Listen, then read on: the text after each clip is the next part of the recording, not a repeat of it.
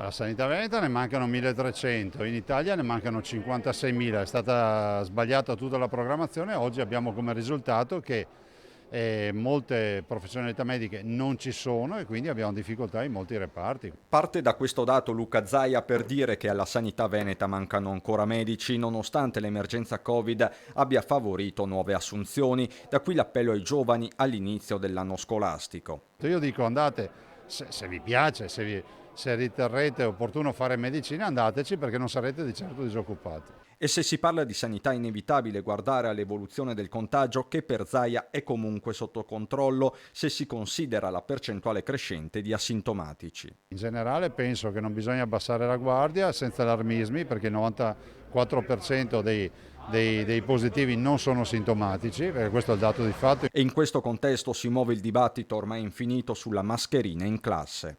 Noi abbiamo assistito a qualcosa di raccapricciante visto e considerato che sulla partita della scuola ancora a tutt'oggi non si è ben capito se la mascherina ci vuole o non ci vuole. Noi siamo dalla parte di quelli che dicono che ai bimbi non va messa la mascherina. L'altro fronte sono i cluster aziendali attualmente concentrati soprattutto nel Trevigiano, che qualcosa in questi casi non abbia funzionato lo dice lo stesso governatore.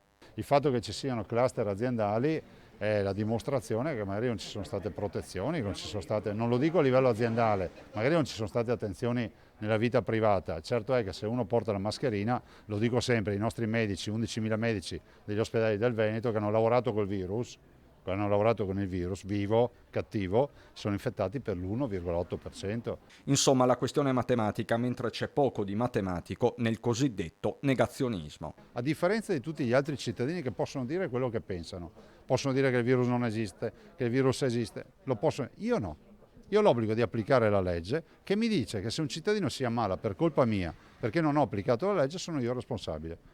Della serie, se tu vuoi dire la tua lo puoi dire in tribuna sugli spalti del campo da calcio. Se sei a bordo campo sai che si gioca in 11 e si gioca con delle regole.